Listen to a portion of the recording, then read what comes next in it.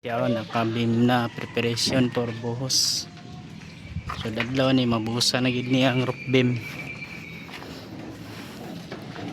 Kaya naga-check na lang sila na ay mga buwan sa kilid tapakan.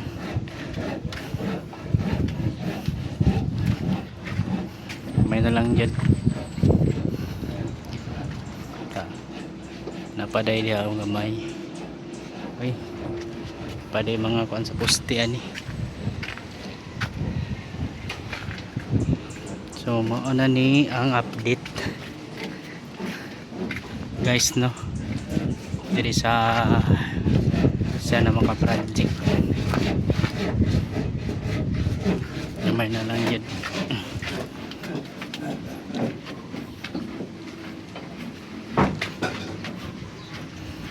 So kala lang, thank you for watching, bye bye.